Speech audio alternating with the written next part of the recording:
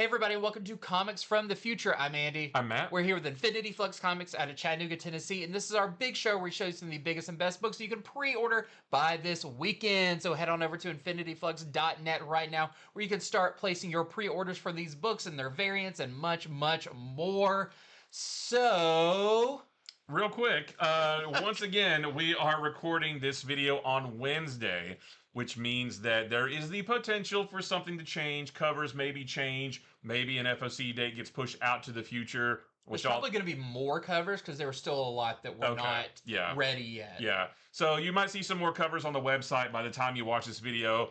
A date may have gotten pushed out, which all that means is you have more time to pre-order. So nothing really major is bad. But we are recording this on Wednesday because Friday it's going to be all hands on deck here in the store, because on Saturday we are unveiling our brand new comic room, the Hall of Comics here in the store. It's right on the other side of this wall and over there just a little bit.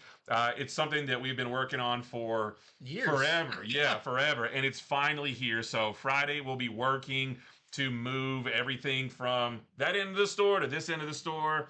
And then the unveiling happens on Saturday. So very exciting things. Stay tuned to social media and stuff. Oh, yeah. There's going to be pictures. Yeah. It's going to be a big event. Yeah, check us out on YouTube, Instagram, all the things, because we'll have pictures and videos and everything about it. Or come on in if you're local, or if you're not local, it'll be worth the drive. So very exciting things coming. So that's why we're having to do this right now. Yeah. Well, let's get on with the show as usual. Starting with our Prime comic pre-orders. And we are starting with Absolute Batman number 16. And this, we wanted to talk about this because this is part 2 of the team up between Absolute Wonder Woman and Absolute Batman. The first part is in Absolute Wonder Woman. I want to say it's 15 that comes out this month. I don't remember. It's not next week. It may be the week after that, or maybe Christmas Eve. I'm not sure. Possibly. But it's soon. And this is the second part of the team up with those two characters. And in this one, Bruce is on a desperate hunt to find a cure for his pal Waylon, who is now a big giant crocodile monster. And Waylon is now consumed with a deadly hunger, so Batman's trying to help him out.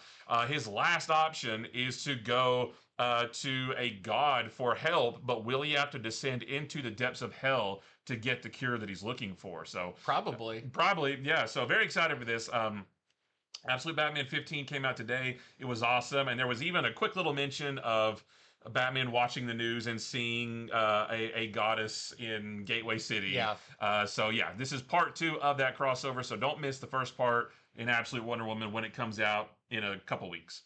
So this is our A cover. There's a Michael Cho cover. There's a Larix Lee cover. That's going to be a connecting. Oh, okay. The Wonder Woman has Wonder Woman on it, and then it connects to this Batman. I just want them to clang his big axe and her big sword just once. There is a Frank Cho cover. That's a different... Michael Cho, then Frank Cho. Yeah, this is Frank Cho. And then we also have the second printing of the Absolute Batman Annual, which was phenomenal. This is big because I think a lot of people found out about it later and didn't know how big of a deal this issue was. Yeah, so we just wanted to let you know. Normally we talk about second printings at the end of the show, but this one's huge. So we wanted to let you know that it's on. The second print is on FOC this weekend. This is the Daniel Warren Johnson cover. There is another Daniel Warren Johnson cover. Like I guess that says Flamethrower. Got cut off there. And it's not listed here. There's going to be a foil of this one too. Oh, okay. Is that not? That's on here. Right? Oh, is it? Yeah. Okay. Is that the next slide or? No. Then there's that's foil, the foil version. A cover. Okay, so there's 2 foils then. Yes. There's a foil Daniel Warren Johnson and a foil A cover and a foil Flamethrower cover. Well, I'm gonna have to get that Flamethrower one because that's awesome. That's cool. And both of these, Absolute Batman 16 and this, come out on January 21st. So that's a double Absolute Batman day if you haven't already gotten this one. So that's gonna be great. Well, next up, this sounds really fun. This is DCKO Green Lantern Galactic Slam #1. This is just a one-shot part of the DCKO event. This is going to be by Jeremy Adams, and the art is by Cian Torme, so that's also who did the cover. I love Cian Torme's art. I feel like every time I see Cian Torme's art, it is better and better. He tops himself all the time. It's crazy. So this is really cool. Kyle Rayner brings the cosmic reinforcements as the KO tournament rages on Earth. The cosmos holds its collective breath as the heroes of our planet fight for the survival of the very universe. But the cavalry is on the horizon. Kyle Rayner, in a bid to provide cover for his fellow Green Lanterns, has found himself pummeled across the galaxy and into the ring of a wrestling federation. So this harkens back to a lot of Jeremy Adams' Flash when that was going on, because Flash encountered this as well. I'm not going to do the Jim Ross voice, but it does say, "Oh no, oh dear heavens no, is Omega Bam Man about to enter the DCKO fray?" And that's him on the cover with his finger up. He was also back in Flash. An entire cavalcade of brawlers is right behind him. Are there tables? Somebody get the tables. So this sounds like a fun wrestling mixed with Green Lantern. I mean, Kyle Rayner is probably my favorite Green Lantern, and he does not get enough spotlight just by himself. So this is going to be awesome.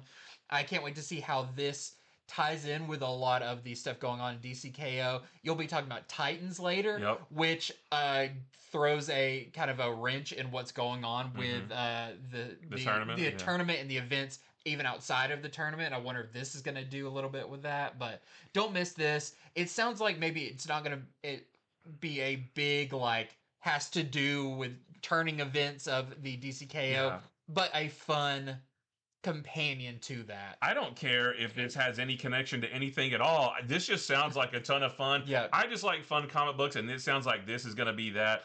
Seeing Tormey's artwork is fantastic, so you know there's going to be great art, great action. Like, I'm so excited for this. I love Darkseid's head in the background. I think that looks so sinister. That's neat. So this is going to be great. We've got our A cover right here. We have a Gillum March cover. God, that's so cool. We have an Ethan Young cover. That is Omega Bam Man right there. We have a Torrin Clark cover and a Juan Ferreira wraparound. Check this out. So it's done in the style of like a 16-bit fighting game. Yeah, you got the Parademons back there. Classic Parademons. Yeah. I think I may have to get this and the A cover because they're both so cool. I can't decide. Ooh, Darkseid's winning. His health. Oh yeah. Well, I mean that's kind of stands to reason. I mean, it's not... they got to use their ultimate. Right. Oh, I can't wait for that. All right, so we have Marc Spector Moon Knight #1. So this is really exciting too. This is the next phase of the Moon Knight. But yeah, so Moon Knight Fist of Khonshu is wrapping up next week with I think it's number 15. And then they are starting with a new #1, but it's still the same creative team. It's still Jed MacKay. It's still Demalia Promenick. And they have been, like, Jed MacKay has been on all the various Moon Knight books since I think 2021. Yeah. And this is the best era of Moon Knight I've ever read. And then Demalia Promenick came on the book, I think about a few issues into Fist of Khonshu. Picking up after Cappuccio. That's right. That's exactly right. So it's still those guys, just continuing the story. And I'm really excited for this. So Marc Spector has been many things. He's been an Avenger. He's been a Fist of Khonshu. He's been a Karnak cowboy. But now he's been kidnapped. But who kidnapped him and why? And do they have any idea that they've trapped Moon Knight, which isn't such a great thing to do if you're a bad guy? So just the next chapter, if you're reading Moon Knight Fist of Khonshu, grab this one because it'll just like continue the story, probably a start of a new story arc, but it'll continue this whole era of Moon Knight. So will people who are on Fist of Khonshu now, they'll need to subscribe to this too, right? Yeah, I may move them over. Automatically, I'll have to see, but go ahead, and if you go ahead and pre-order or subscribe to this, you won't double up. I'll make sure of that. Nice. So this is our A cover. There's an Anandito Hell's Kitchen variant. I really like that because when I first saw it, I was like, wait, I was like, why is Daredevil there? Oh, no, that's not Daredevil. But it's very reminiscent of Daredevil. And there's a Ryan Stegman foil variant too, which I may have to grab that one. That's really nice. Has there been an omnibus of the Jed MacKay Moon Knight yet? There's been one, I think, and I didn't get it. And I'm kicking myself. Yeah, I was just like, I need to get all of this. Mm-hmm. Well, next up, we have a brand new book from one of our favorite new publishers, Ignition Press. It's Ripcord. I've got an ash can right here that was sent out. So I got a chance to read some of this, and it is awesome. This is by Cullen Bunn, and the art is by Aneke. And this, so it says the drug known as Ripcord has become the scourge of the world. It's extremely addictive, and it doesn't just alter your perception, it fundamentally alters who you are. Ripcord users have their whole bodies taken over by the substance, and it transforms them into mindless, frenzied killers who want nothing but to destroy. This makes every place the drug has grown popular dangerous. So almost sounds like it turns you into like a rage virus, like 28 days later, Kind of, yeah. type thing. This looks cool, by the way, so Yeah. I'm even more excited now. Dylan, who you meet in this, is kind of your main character, is one of the thousands who has lost a family member to Ripcord. But like so many others, she's going to do something about it. Her sister has gone missing in the outback, and Dylan is going to stop at nothing and let nothing stop her till she brings her home. And what we see in this ash can of it is her kind of first going into the Australian outback. She runs into like a gas station, asks like, "Have you seen my sister?" She like asks to use the restroom, and while she's in there, like the place gets surrounded by like a biker gang, Yeah. and she has to defend herself from that. So it's a very what they describe it as. Ripcord is an ultra-violent exploitation comic in the vein of movies like Mad Max and Near Dark. Each issue features a cover by Jorge Fornes, the artist for Rorschach and Danger Street. So this sounds awesome. Yeah. Ignition Press is killing it with so many amazing books. We just got issue 2 of The Beauty today. You know, Voyeur's phenomenal. We've got No Place issue number 2 coming out. Yeah. So like every one of their books has been great. Whether it's, you know, a genre you like or not, the quality is there. So don't miss out on this. I think we're only seeing the beginning of how great these books are going to be. So we've got an A cover here, like I said, by Fornes, and we have a Nikkei variant, which that is your interior artist. I can't place that art. Reminds me of somebody, but I can't replace who. But it's great. It looks really good. They did DC Comics Bombshells and Bylines in Blood, but I know that name from a lot of other places too. Also, I don't even know what that creature is that the eyes reflecting in. Like a warthog. Well, we're not done talking about Ignition Press because they have another new book coming, and this is called Love Ignited. Yeah, I think you're right. I think this is a one-shot, kind of getting us ready for, because it comes out around Valentine's Day, a little before. But this is Ignition Press's first anthology book. And this is going to have a bunch of different creators on it, like Patrick Horvath and Olivia Default. I mean, Patrick Horvath having it like already. That's a win. Chris Burnham is one of the artists. Danny, Rosa Ekadal, and Morgan Bean. So a lot of different creators on this. I'm not sure how many stories this is going to be, but it's described as an oversized hunk of burning love spanning from the depths of the ocean to the far reaches of space. Emotions run hot in romance, and some people go to extremes for the person or creature they desire. So I don't know if this is going to be an anthology book that's romance but has a little bit of a horror bend to it, but it sounds like it's going to be, you know, focused on romance, but there's going to be a little extra sauce to these stories. But yeah, so Ignition Press's first anthology book. Weird Tales of Romance, it says on the top. So definitely can't wait for this one either. Yeah, you'll show the variant right here, which you get a little bit of, which that's your Ice Cream Man. That's Martin Marazzo. Yeah, that's Ice Cream Man. The first cover, the A cover, was Joelle Jones. And there's like the incentives and stuff. You see some more of like the monstrous things. Okay, so so I guess maybe there is a little bit of a horror bend to this. So head to infinityflux.net, check out all the covers, because we don't show incentives here, but there are some, and you get maybe a wider idea of the topics this is going to be going over. We said it before, we'll say it again. Do not sleep on Ignition Press books. Like, I can't remember another publisher who has come out of the gate this strong with so many, just like everything has been hit after hit from them. So yeah, definitely, you know, look for that little key up in the corner and you know, check those books out. Well, next up we have Amazing Spider-Man Annual #1. So this is your 2026 Amazing Spider-Man Annual. This is written by Saladin Ahmed and Joe Kelly, with art by Federico Vincentini, who is great. And this one is actually going to be more spotlighted on Rapid, that character right there you see in the purple. I forgot where they've been showing up. It's like in It's not been in the main books. I think there's been a couple of one shots or something. like one shots or like anniversary issues Yeah, something that like has that. backup stories. Exactly. Yeah, he's not been in like a main story of main Amazing Spider-Man yet. It's all I don't been even know if backups he's and stuff. met Spider-Man yet, or if it's just been kind of yeah, I in think the same area. I think he did. Okay, so Spider-Man shows new speedster Rapid around the friendly neighborhood. Rapid has a lot to learn about the superhero game, but the training wheels come off when Screwball live streams death and destruction across New York.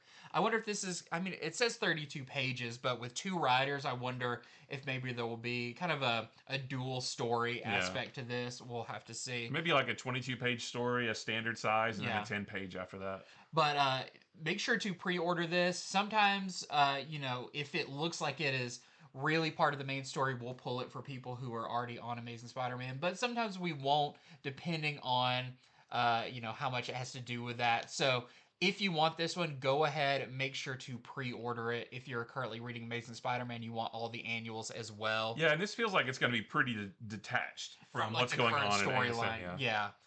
Although I guess Peter will be back from space by this point. No, I think he comes back in February. Okay. And this comes out January 28th. So yeah, this doesn't even sound like it's within, like, that's not Norman Osborn Spider-Man, I don't believe. Yeah. So this is probably a story kind of out of time.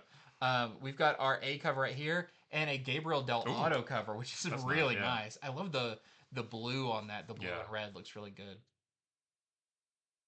Next we have, excuse me, Godzilla Infinity Roar #1. This is from Jerry Duggan. The art is by Javier Gueron and how do you pronounce that? Iguera. Iguera, sorry. But yeah, this is the follow-up to Godzilla Destroys the Marvel Universe that just wrapped up about a month ago.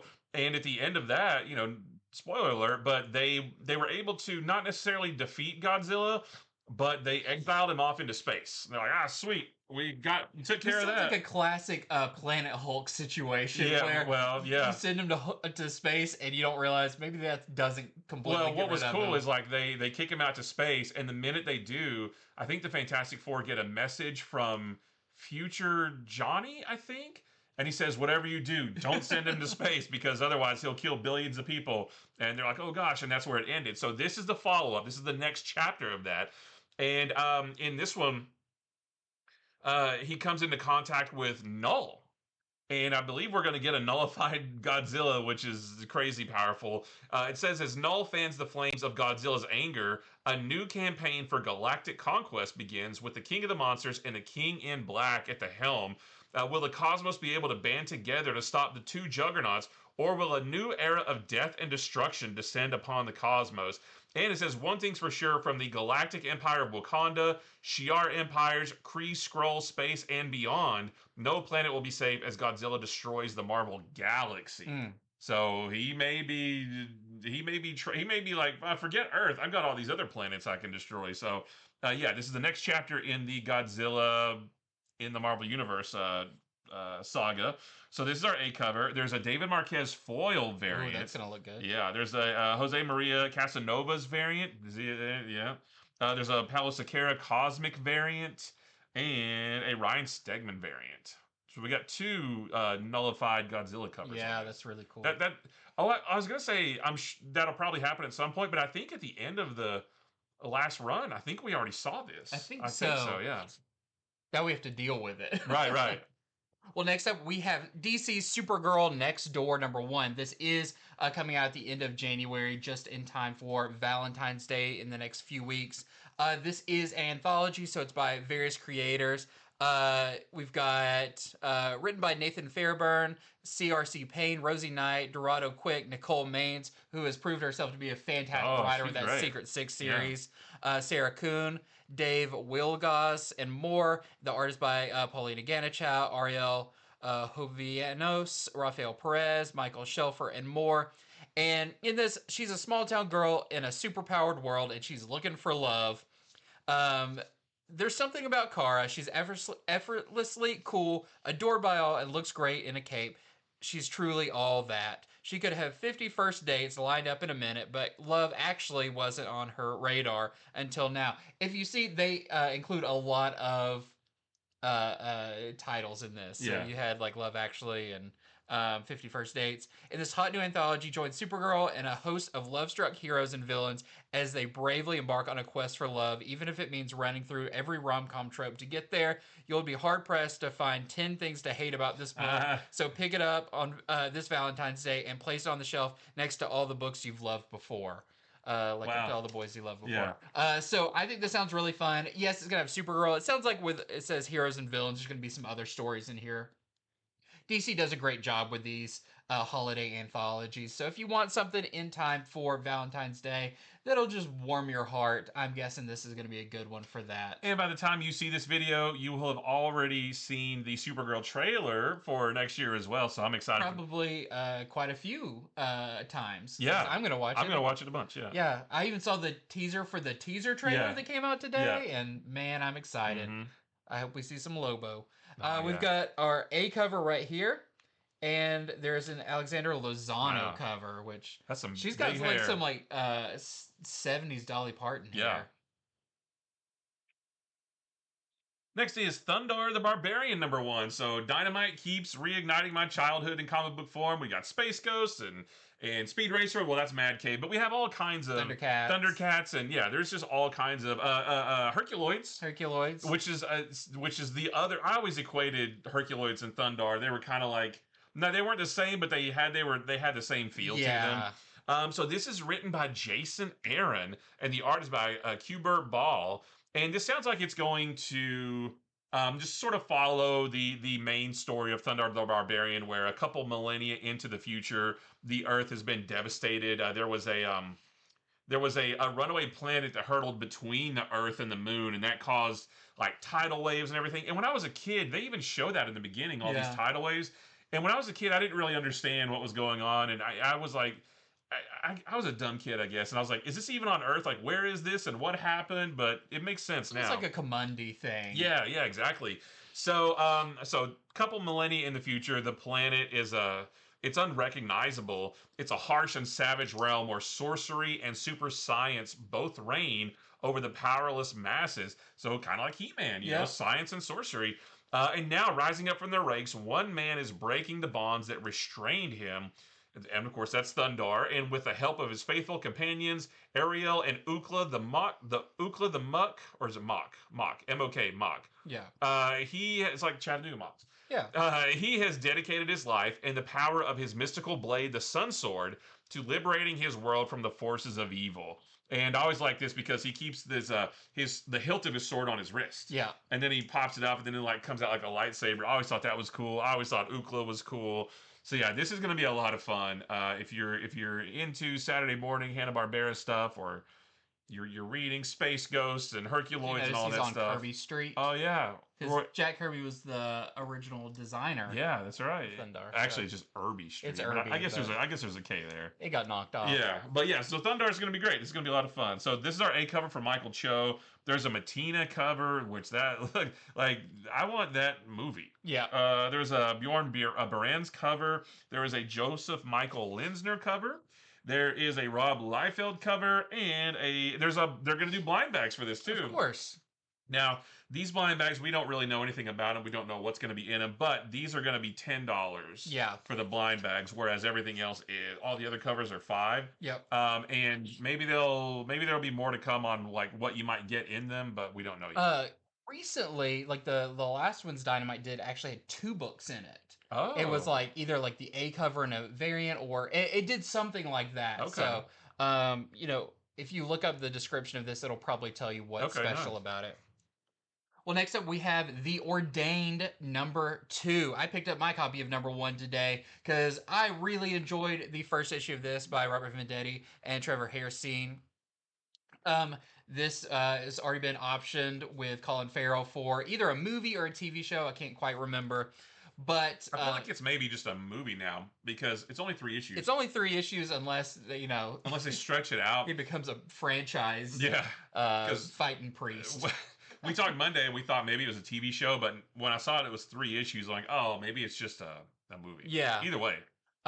So in this issue, following up from the last one, let's see, the after a bruising brawl with mob boss Cormac Burns' hired guns, which is right at the end of issue number 1, Father Royston Craig is still standing, but Cormac's not through with Roy yet. Now an entire city of corrupt cops and ruthless thugs is tasked with one mission: kill the priest. Forced to rely on the combat-hardened skills he earned in a life he thought he left behind, Roy is battered, outnumbered, and on the run. His faith will be tested in a city full of killers. The question is, who can he trust? So, what I really liked about the first issue is he's very likable. Yeah. He's legitimately like a good person. He's very kind. He's very kind.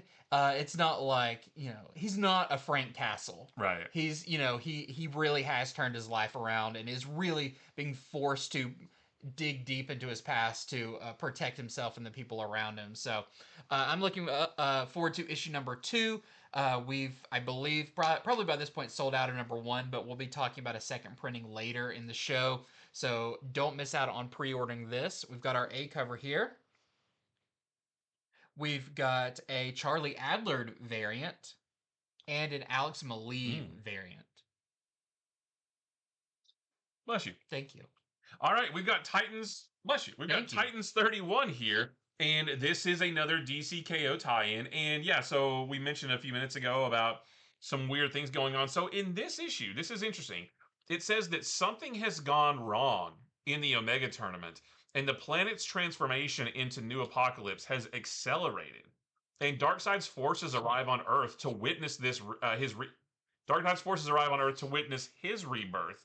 So it's up to Donna Troy and Roy Harper to hold them back. But can they survive against Grail, who is the daughter of Darkseid? So this one's interesting. So this one comes out January 21st.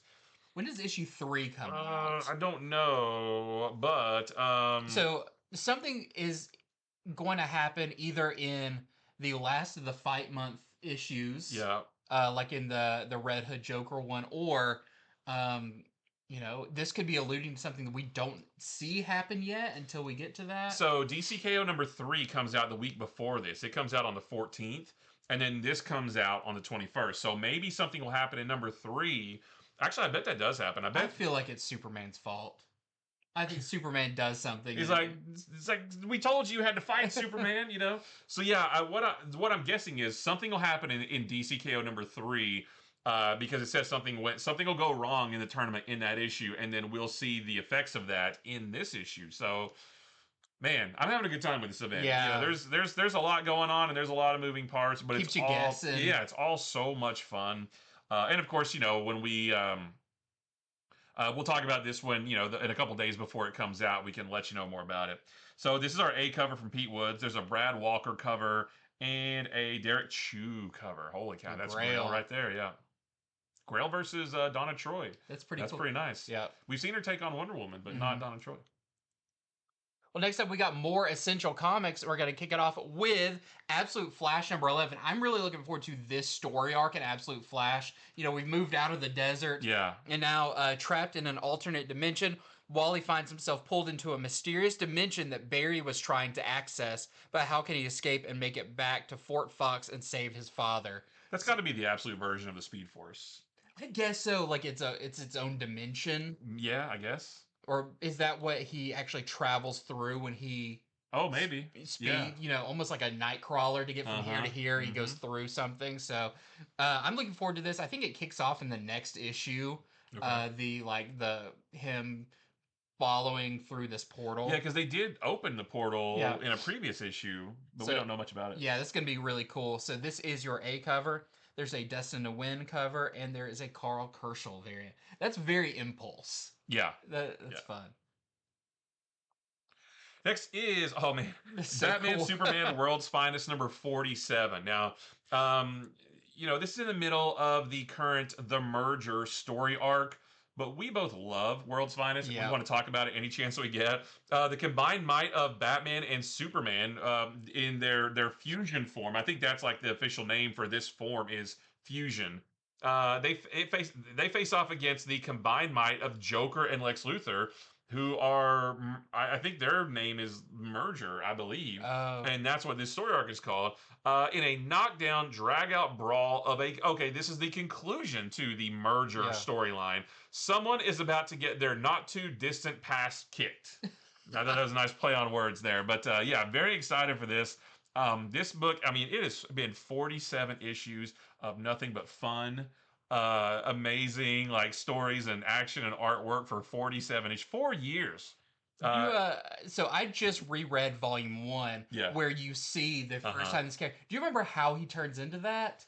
I thought it had something to do with Green Lantern. They combine Batman and Superman both to pull the ring off of the possessed Hal Jordan, concentrate their willpower into one, and it sucks to them, and they fuse into one. It's like, this is the craziest, and they even like, what caused this? Was it some residual magic mixed with technology? It's like, hey, don't worry about it. It's just really cool. You know what caused it? Silver Age. Like, that's the most Silver Age thing ever, and I love it. I don't care. Maybe one of the best designs in years. Well, and what's funny too is when we first saw him in the early days, he didn't have a cape. Yeah. And Dan Mora said, I think in a social media post back then, he drew a version later with a cape, and he's like, oh, I should have put a cape on him. And now he has a cape, so that's pretty cool. So yeah, we're going to see Fusion and Merger. We're going to see those two characters go at it.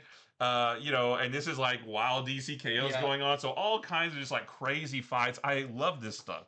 So this is our A cover from Dan Mora. There's an EM Gist cover. There is an Adrian Gutierrez cover. I like that one too. That's your interior artist. There's a Chris Sprouse cover and a Fabrizio Di Tommaso punk rock cover. And I think there's a couple more of these in the show too. Yeah.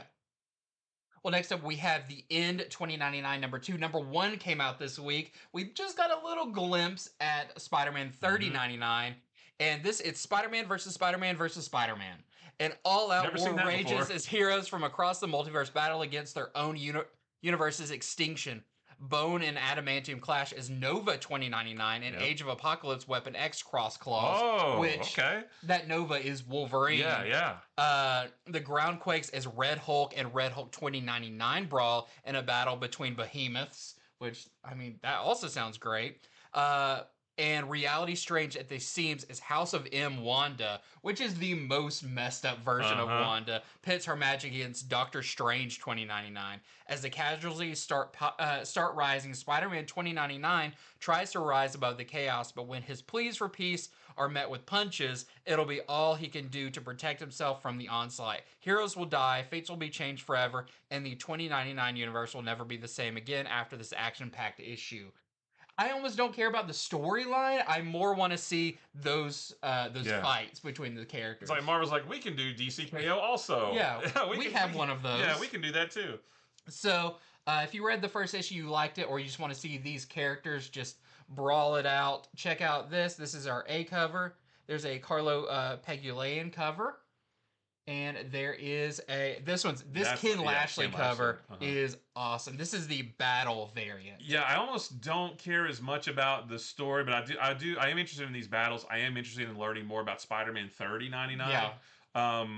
But it's like, oh, it's Marvel Heroes versus Heroes, which I know, which is hypocritical because I'm loving DCKO, which is Heroes versus Heroes. But Marvel Heroes versus Heroes, they're fighting because they're disagreeing with each other. Yeah. You know, DC, they're doing it because they have to save the betterment of so it's just different. Trust me, it's different. Don't judge me, it's different. All right, so we have Sorcerer Supreme number 2. Number 1 has not come out yet. I don't think it comes out next week either. I don't remember, but it comes out soon. We're talking pretty far out here. Yeah, this comes out January 28th, so this is like 6 weeks away. You know, we talked about it before. It happens this time of year, especially with Marvel. We are ordering so far out, but it'll start to shrink back up as the new year comes in. But in this one, the Vishanti have called forth their own Sorcerer Supreme to challenge Wanda's power, and it's her former mentor, Agatha Harkness. Wanda and Agatha are once again at odds as they duel for the title, and only one will remain, the true Sorceress Supreme. And I really hope they stop fighting long enough to sing Down the Witch's Road. That's a great song. Yeah. It's like a greeting card that you open up Yeah, and right. plays it. Yeah. Oh, that could be like one of those sound effects covers. Yeah. So this is our A cover. There is a Demalia Prominent promo variant. Oh, I like Gambit as Sorcerer Supreme. That doesn't even make sense. There's a Jenny Frizen variant. There is a Nimit Malavia variant and a Russell Dodderman variant. Oh, that's nice. Well, next up we have Miles Morales, Spider-Man, issue number 42. There's a lot to say about this issue. So, the solicitation says the Ultimate Universe collides with the 616. Sometimes it takes two Spider-Men to do whatever a spider can, but Peter Parker and Miles Morales together might not be enough to overcome what archfoe Rabble has in store. Don't miss the epic grand finale to the Rabble saga. So, we see they mention the Ultimate Universe there. We don't quite know what that means. Does that mean this is the Ultimate Universe version of Peter Parker? Does this just referring to Miles being from the Ultimate Universe? Not sure about there. This is also the final issue of the series. Right. And it's number 42, which is the number of the spider that bit Miles in the first place. Yeah, there's a lot going on here. So this is one, stay tuned for our early comic review video when this comes out, because this is one we're gonna have to dissect to see exactly what all of this means. What if this is Ultimate Peter Parker from the original Ultimate Universe? I mean, that's still a plot point. I think the original 1610 Earth is still out there somewhere. I think, but yeah, I don't know what to make of this. Is that 6160 Peter, the bearded Peter? Is it 616? Well, it's not. I don't think it'll be 616 Peter. He's off in space. Right. Yeah. So what's going on here? Will this, Miles still has the origin boxes, or the origin box, I guess, which has something to do with the Armageddon event coming up in the summer. Like, there's just a lot of questions surrounding this one that we don't have answers to. So this could be a really, really cool issue. We've got our A cover here, and there's a Torrin Clark variant as well. Next up, we have a new one from Dark Horse. This is Night City #1. This is written by Matt Kent, and the art is by David Lapham. And in this one, there is a legendary hero that's caught between two worlds. So by day, he soars as a symbol of hope. But the moment he falls asleep, he enters a universe devoid of heroes, and he leads a pretty mundane life. But the pressure of his dual universes start to build, and his heroic self begins to crack, pushing him towards a mental breakdown. In a world that measures the loss of human life that occurs when he takes one night off, the weight of his responsibilities become too much. Ultimately, he's left with a choice: embrace his extraordinary abilities or seek solace in the ordinary. So yeah, a hero of two worlds, I guess. And this is the only cover. Wow. Well, next up we have The Darkness, issue number 2. Number 1 came out this week. It was a lot of fun. It felt like reading a classic 90s image book all over again. I can't wait to see where it goes. So in this one, the brutal conflict between the Franchettis and the Russians escalates into a full-on gang war as Jackie Estacado. I keep wanting to say You want to say Escobar? Escapado. I don't know. Struggles to make sense of his inheritance, the chaotic power known as the Darkness, but the Kalashnikov-toting gangsters are the least of Jackie's worries. I can say that word. The Angelus has set her sights on him, and her warriors will stop at nothing to destroy the Darkness once and for all. Just classic Darkness goodness, as he's got his little host of imps all around him. A great cover. I love that contrast with the blue and the red there. But yeah, if you checked out the first issue and liked it, check out the second. I think we're in for a really fun ride with this one. Well, and this says this cover is Raymond Gay, who is the interior artist. That's your interior artist, so... which, I mean, looks as good as Ed Benez on the first issue. So, yep, this is your interior artist right here. And there's a Jason Sean Alexander variant as well. And next up, we got some continuing story stuff that's already started or about to start. I think all these have already started. Nope, one of them hasn't. Oh, so they're not continuing. You're a liar. I'm a liar. All right, so we've got Infernal Hulk #3. #2 came out this week. I loved it. I don't know what's going on, but I loved it anyway.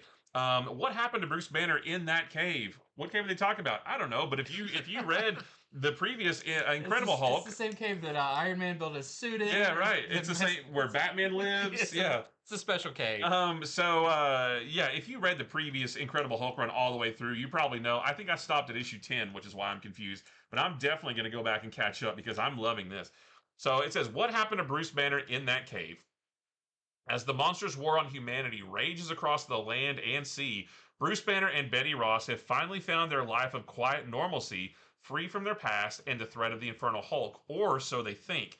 But is Banner really free? How long can they hide as the world burns down? And what happens when their nightmares find them? And this guest stars Iron Man as the fate of Bruce Banner is revealed in this pivotal issue. So this is where I get a little bit frustrated with the renumberings because this, it says that number 3 is a pivotal issue, but really this is just the continuation of the previous Incredible Hulk run. So, but yeah, I definitely want to go back and catch up because I loved issues 1 and 2, and it's like it made me want to know more about what's going on. And I guess, and we saw a little bit of Bruce and Betty at the end of issue number 2, if you saw that. So I'm very interested to learn what's going on with them. So yeah, this is great. I can't wait to catch up on this. So this is our A cover. There is a Clayton Crane variant and a Phil Noto variant. Well, next up we have the Punisher Red Band issue number 5. Not a whole lot to say about this other than this is the final issue of this series, but we know they announced we are getting a ongoing Punisher series. Following this. Mm-hmm. Following this later next year. So, just if you're enjoying this, this is the final issue of the Punisher Red Band. We've got our A cover right here. We have a Fornes variant, which I really like that one, and a Clayton Crane variant. And next we have 1776 number 3, and this one doesn't really have any information about this issue specifically. It just kind of goes over what the overall series is again about the heroes going back in time to try to stop Morgan Le Fay from undoing the creation of the United States, basically. So don't know what happens in here. We haven't gotten issue number 2 yet either, but that's going to come soon. So this is our A cover. There's a Chris Compendium variant and a Phil Jimenez homage variant. He's doing this for like every one of them, it seems like. Yeah. Well, next up, we have Teenage Mutant Ninja Turtles Battle Nexus number 4. This is the book that has not started yet. Right. It hasn't come out, but I'm really excited about this. Again, another hero tournament. This is the era of the comic hero tournament. In this one, as you see on the cover, it's Donatello versus Metalhead, but it's a Metalhead from a different dimension than this Donatello is used to. That Metalhead looks like the one from the Nickelodeon CG. Okay, the 2012. Yeah, I think. He looks like that design for it, although he has a little bit of other ones in it as well. But I'm really excited to read this when we get the first issue. I don't know when that is, but it should be coming up really soon, considering this is issue 4. Yeah. It should be within the next couple of weeks. So we've got our A cover here. There's a Freddie Williams, the second cover, which is your new current artist on the main Ninja Turtles series. Mm-hmm. And there is a Michironi and Shonen cover, and that is the animated show, the 80s animated show, against the Archie comics. Archie comics, yeah. I've got like the first 30 or 40 issues of the Archie comics, and I remember when Raphael wore that black suit. I don't remember why he did it, but he wore it for a long time. Yeah. That right there is my childhood. The cartoon, and then going to read the comics, playing with my figures. I had the Metalhead figure, which I always thought was so cool. So, oh my gosh, this is going to be really... I hope it lives up to these covers, because these covers are selling it hard. Next up, we got a cover gallery. Some really cool covers to show you. Starting off with a handsome one. Yep. Nightwing number 134. This is the more sweater weather variant, but he's not wearing a sweater. It's like, hey, you just zip that up. You're cold. You're cold. Yeah. Well, next up, we've got some for Catwoman. This is Catwoman number 83. That's a good long run for a Catwoman series. This is our Frank Cho cover. We've got a Asrar cover, which is really nice. Yeah. We've got a Corin Howell cover, which almost gives me Sean Murphy vibes. And we also have a Tulote sweater weather. Put on a jacket. There's no sweater there either. Well, it's sweater weather. It's not that they're wearing sweaters. Right. It's just the weather is suitable for sweaters, but they don't want to wear one. They are sand sweaters. We have Superman Unlimited number 9. This is the Gilliam March cover, and there is a Clayton Henry cover of all supersonic Superman Yeah. form. Next, we have a Wonder Woman. Oh, that was Clayton Henry too. I didn't mention Clayton Henry. Yeah, Clayton think. Henry. Yeah. We have Wonder Woman 29. This is the cover B by David Nakayama, who's been killing it on these covers. Mm-hmm. And there is an Elizabeth Torque Sweatherweather cover. Wonder Woman hanging out with some seals. She's part of the Polar Bear Club. Oh, yeah. And this is Ghost Pepper number 7, the Chuma Hill variant. I'm just excited for Ghost Pepper continuing. Yeah, I didn't know that it was. I thought maybe volume 6 or number 6 was the last. But yeah, but no, it's still going. It's fine with me. Next up, we have Supernatural issue number 4. This continues to be really popular. We've got our cover C here by Andrea Briccardo, and we also have a photo cover, which I think was the box art for the DVD for season 2. Wow, if I'm not mistaken. You called that one up out of the archives. I know, out of my brain palace. I believe it might be season 1, but I think it's season 2. Well, we're not done with Ninja Turtles or Godzilla. This is Teenage Mutant Ninja Turtles X Godzilla number 3. This is the that's the Junie Ba cover. Yeah. And there's also a Casper Wingard cover. I just love the turtle van trying to outrun. Yeah. Where are you going? Yeah. Next up, we have Tama issue 6 of 6, the final issue. This is the Daniel HDR variant, and just a great Pokemon card homage with this one. And this has been a really fun series. So pick up that cover B, and there is a really nice incentive of this. It looks like a Switch case. Oh, nice. Game case. Is that a 1 in 10? Yeah, that's the 1 in 10. Which maybe we sell more of those 1 in 10s than any other books 1 in 10 ever. And next up, we got Bookshelf with some really cool collected editions in here. Yeah, we're going to start it off with Supergirl Bizarrogirl, the trade paperback. Now, I've never read this, but this sounds really cool. This is going to be $19.99, and it collects Supergirl number 53 through 59, but I don't remember... I think that was like that was before the New 52. I think it is. Right? Yeah, this was like early 2000s. I know that I was reading the series as it was coming out. This kind of ran along the same time that Stephanie Brown was Batgirl. They had a couple crossover issues. Okay. So yeah, that was pre New 52. About a year or so before that. Okay. So probably like 2010, 2009. Something like that. But I think it's cool that they're collecting a story kind of out of the middle of just like that run. You know, it's not like its own thing. It's not like Woman of Tomorrow, where that was a story. I love when they sort of grab stories out of the middle of a series. And this is cool. It says that when a bizarre version of Supergirl appears in Metropolis, you know, she punches first and asks questions later, but she later learns that Bizarrogirl is actually a refugee on the run from a disaster that threatens to destroy her world. And she realizes they have more in common than she thought. So there's a little bit of like a camaraderie there. And then, meanwhile, back on Earth, Cat Grant has discovered Supergirl's secret identity, but she's not planning to reveal what she's learned. All she wants is Supergirl's help confronting one of the DC Universe's oldest villains. And there's also a story about Supergirl's trip to the 30th century, where she joins a legion of superheroes and maybe learns a little bit too much about her future. So yeah, Supergirl, like you said, this next year is the Supergirl, Summer of Supergirl. Well, this is coming out in March, but yeah, some cool Supergirl stories coming out. Yeah, I think this is great because there are so many Supergirl stories that are fantastic, especially this time frame that hasn't really been collected well.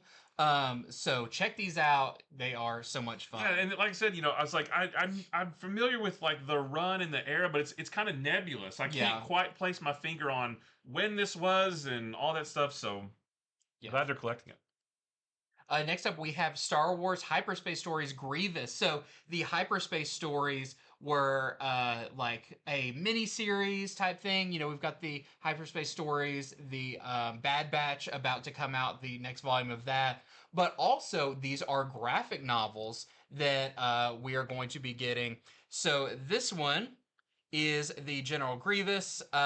This is by Michael Morrissey and Chao Felipe. Separatist Mastermind General Grievous stalks a Jedi Knight and his battalion of clone troopers in the jungle of the planet Katu in this 88-page original graphic novel. So this isn't collecting anything. This is actually a standalone graphic novel of the character. So this is going to be really fun.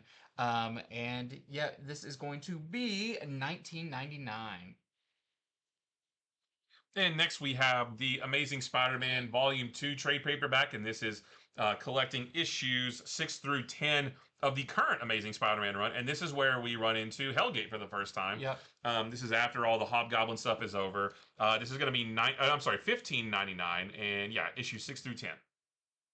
Well, next up we have, this is a great one to get if you haven't read any of this, Fantastic Four Volume 1, Save Everyone. This is maybe Marvel's best ongoing series right now, arguably. This is a fantastic book. It's really good. And by Ryan North and Humberto Ramos. This collects issues 1 through 5 and the Fantastic Four story from the 2025 Free Comic Book Day book that was the Fantastic Four Giant Size X-Men. This collects the Fantastic Four side of it. So don't miss out on this one for $17.99. You will not regret it.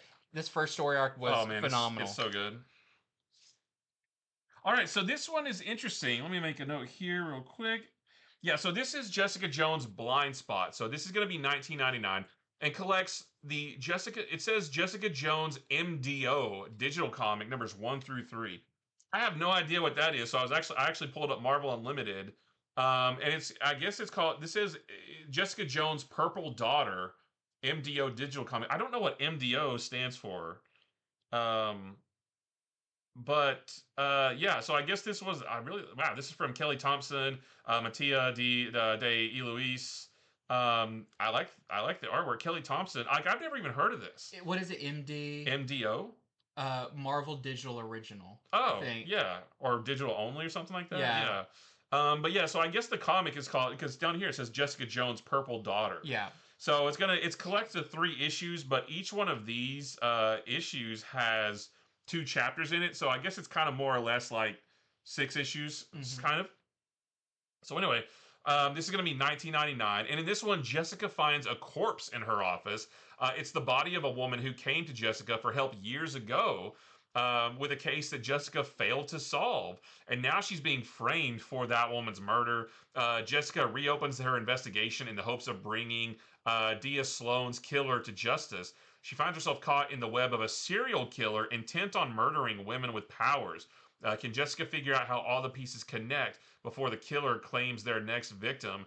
It says that Doctor Strange is not very helpful, but how is Monster Hunter extraordinaire Elsa Bloodstone tied up in this whole mess?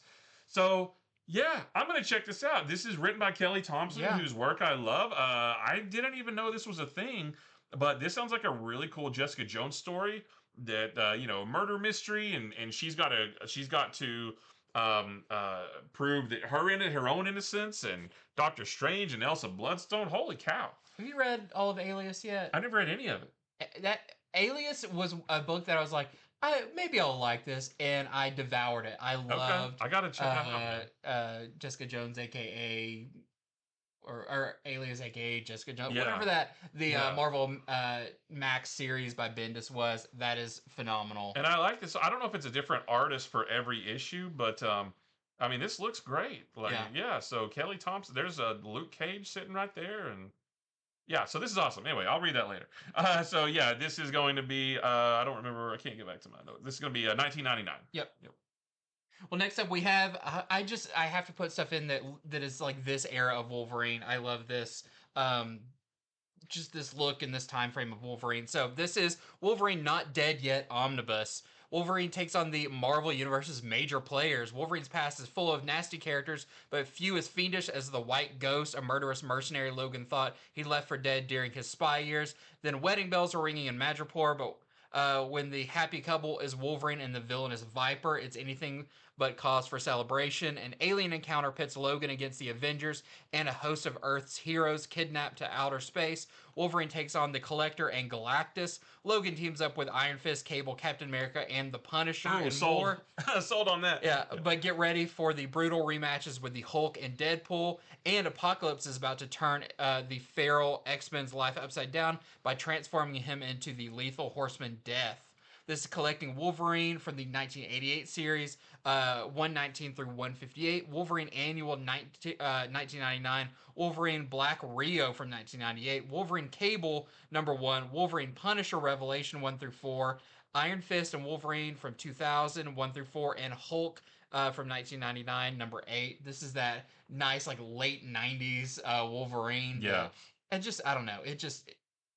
This is what Wolverine looks like to me. Yeah, So and it sounds like it's gonna butt up against like all the other Wolverine omnibuses. I think there's 6 of them, and then there's like maybe another one or so that comes like after that. It sounds like this is just continuing all of that. but collecting a lot of the mini series too, so Yeah, you get yeah. a lot of whole stories in here.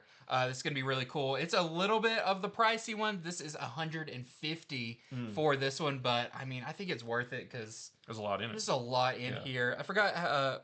I saw somewhere how many pages it is. It's a big one. It's one of the bigger ones. We have our Lionel Francis Yu cover, and there is an Ian Churchill Ooh, I like that one. cover. This is the Spider-Man. direct market with Spider-Man Yeah. on it. I'm probably gonna have to get this Yeah, me too. for 150. I'll get it with you. Don't feel bad. We'll be broke together.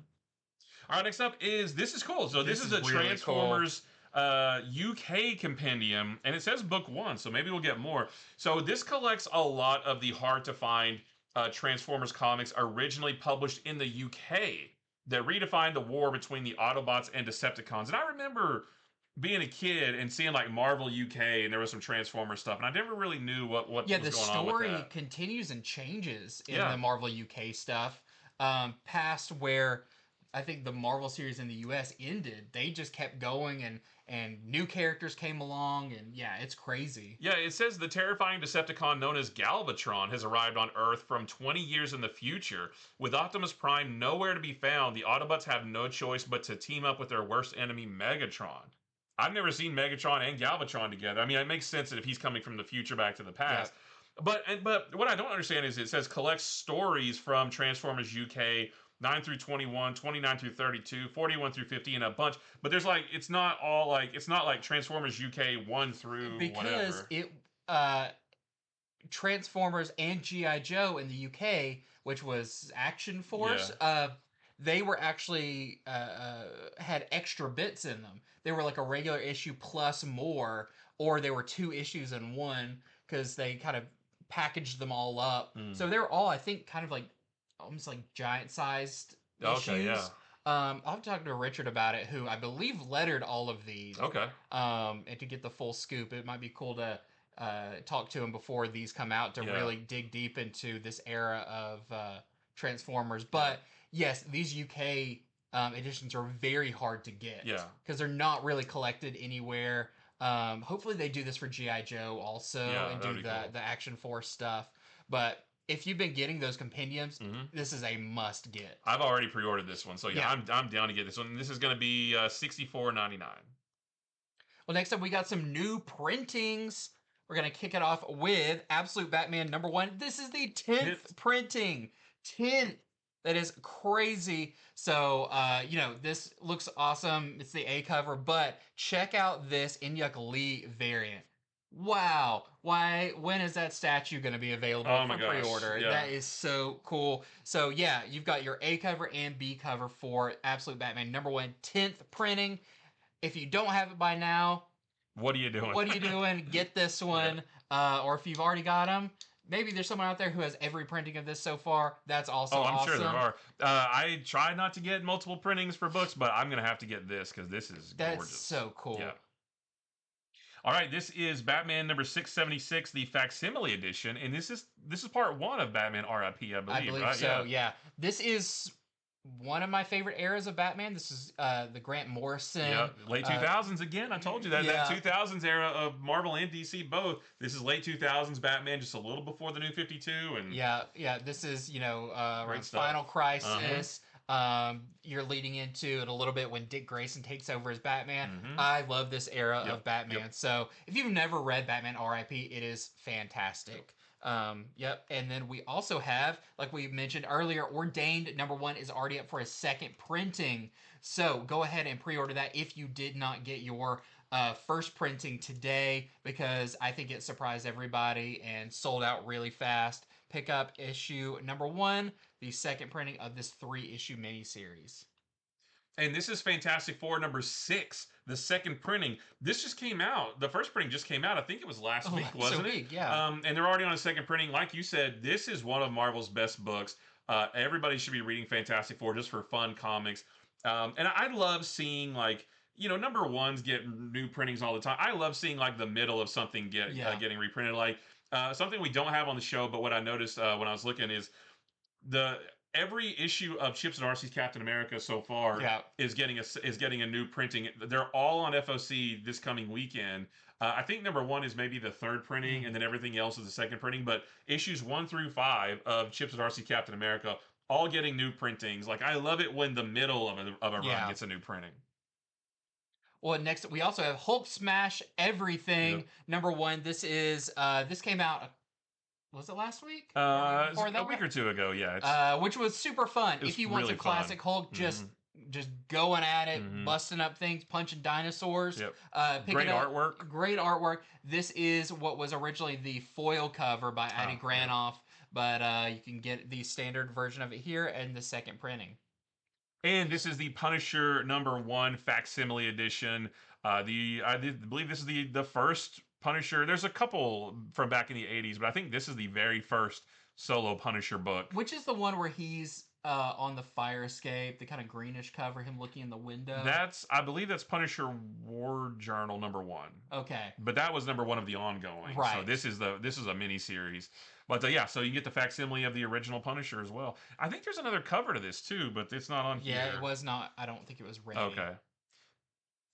And that is it for Comics from the Future. This was a really interesting week. It wasn't huge, but a lot of really cool and unique items on this. So make sure to get your pre-orders in. Like we said, we are doing this a couple days ahead of time because we've got a big Friday and it's all hands on deck. We're going to be moving stuff and doing all that. So some things could have changed, but whatever you pre-order, if it's there but then not there, you still have pre-ordered it and you still have your name on it, so don't worry about that.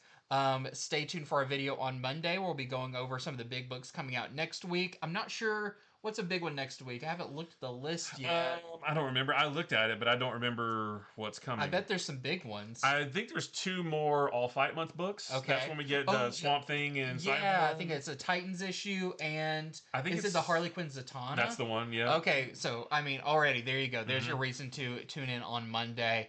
As we get closer to Christmas and the holiday season, schedules get crazy, all that, but we're still dedicated to bring you all of this awesome stuff every week. So stay tuned for that and make sure to subscribe so you don't miss out on any of it. And until next time, see ya.